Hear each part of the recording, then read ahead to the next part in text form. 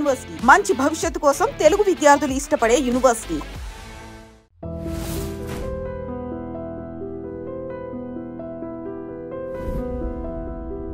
కానీ సత్యనారాయణ గారు ప్రేక్షకులు మాత్రం మిమ్మల్ని ఒక విలన్గా అబ్బా ఆహా ఏం చేశారు అన్నారు, ఒక క్యారెక్టర్ ఆర్టిస్ట్గా అలాగే అన్నారు, ఒక కామెడీ విలన్గా అన్నారు. అసలు మీరు ఏ క్యారెక్టర్ అంటే ఇప్పుడు ఈ ఫలానా క్యారెక్టర్ సత్యనారాయణ గారు తప్ప ఇంకెవరు చేయలేరు అన్న ఒక స్థితికి మీరు తీసుకెళ్ళిపోతారు. ఒక అత్యుత్తమమైన ఒక ఆనందం ఉంటుంది చూడండి, ఆ స్థాయికి తీసుకెళ్ళిపోతారు. అవునండి, ఎందుకంటే బిగినింగ్ నుంచి నేను ఇంట్రడ్యూస్ అయింది హీరోగా ఇంట్రడ్యూస్ అయినా అది ఫెయిల్యూర్ అయ్యాను.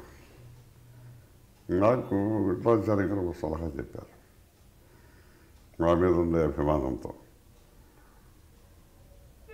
ఇది హీరో అనగానే చాలా కాంపిటీషన్గా ఉంది, మీ వెనకాల మీకు బ్యాక్గ్రౌండ్ హెల్ప్ చేసేది ఎవరు లేరు, అందుచేత విలన్స్ కొరత ఏర్పడింది ఇక్కడ ఎవరు లేరు. అప్పుడు ఉన్న లైమ్ లైట్లో ఉన్న ఆ నాగేశ్వరరావు కూడా చనిపోయాడు, ఉన్నది రాజమౌళి గారు అక్కడ, మొక్కమల గారు ఏజ్ అయిపోయింది. అందుచేత మీరు ఎందుకు విలన్గా మారకూడదు, దేనికైతే మన పేరు తెచ్చుకొని దాని డబ్బులు సంపాదించుకోవాలి, ఇదే కదా మనం చేయం.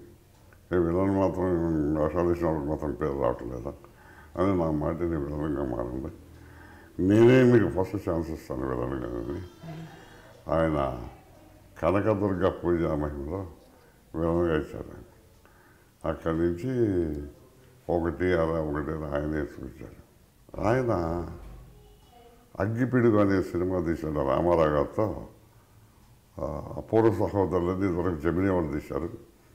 దాని ఒరిజినల్ అయితే కార్స్కన్ బ్రదర్స్ అని ఇంగ్లీష్ పిక్చర్ అది.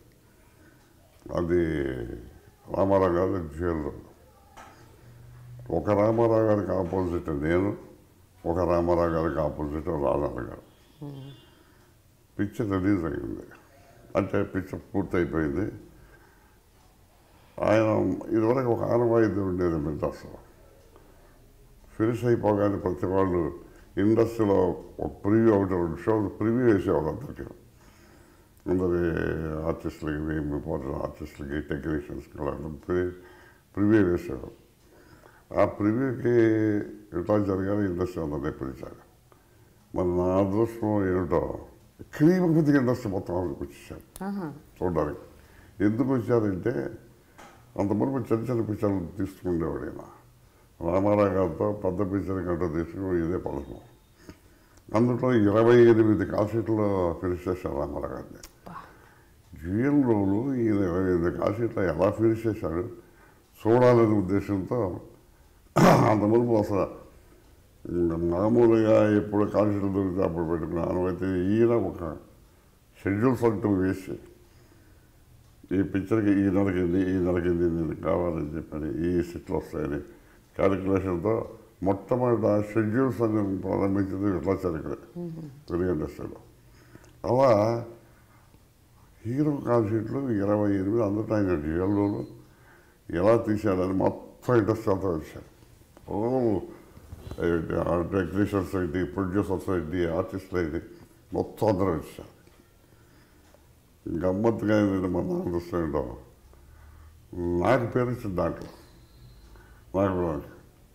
అప్పటి నుంచి అది రిలీజ్ అయిన దగ్గర నుంచి అంతమంది మేము కాంతారావు గారు, రాజారావు గారు అంటుండేది, అదొక పేరు కాంబినేషన్లో.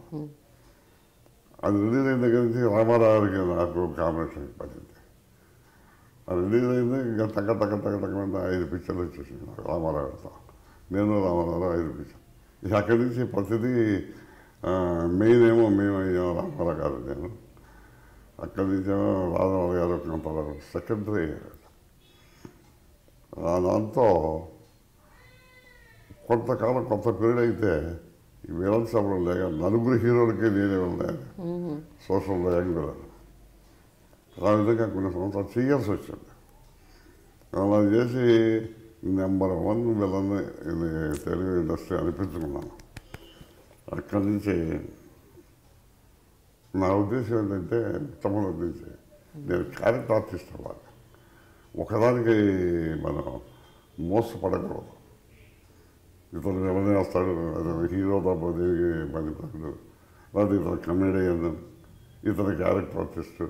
ఇది కాకుండా మనం క్యారెక్టర్ ఆర్టిస్ట్ అన్ని రసాలు చేయాలి అని నా ఉద్దేశం. అలాగే మనకి ఉద్దేశం అయితే ఉంటుంది, సంకల్పంతో దానికి అదృష్టం కూడా కలిసి రావాలి. అలాగే నాకు అదృష్టం కూడా కలిసి వచ్చిందని చెప్పుకోవాలి. నేను విలన వేషాలు పక్కన కుర్రలు కూడా వచ్చేసారు. నాకు కూడా ఏజ్ అయిపోతుంది యంగ్ విలన్ వేయడానికి. అదే టైంలో గమ్మత్తుగా క్యారెక్టర్ రోల్స్ పడ్డాయి, బ్రహ్మాండంగా రోల్స్ పడ్డాయి. అంత పని అయితే ఇండస్ట్రీలో ఒక ఆనవాయితీ ఉంది.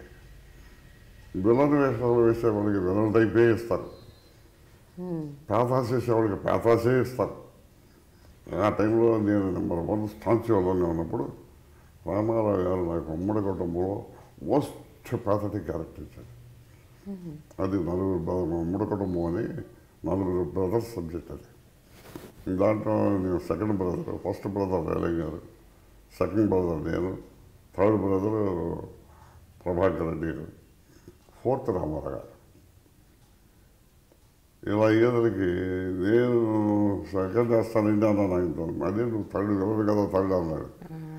కాదండి నేను పేదాస్ బాగా చేస్తానండి నేను, కాబట్టి నేను అతడు పల్లెటూరు తెచ్చినవాడిని, నేను మనందరం పల్లెటూరు తెచ్చాను, పల్లెటూరు దగ్గర న్యాచురల్గా చేస్తాను, మీకు నా మీద అనుమానంగా ఉంటాయి, ఒక 2 రోజులు టెస్ట్ చేయండి, బాగపోతే తీసేయండి, మీరేమనుకో.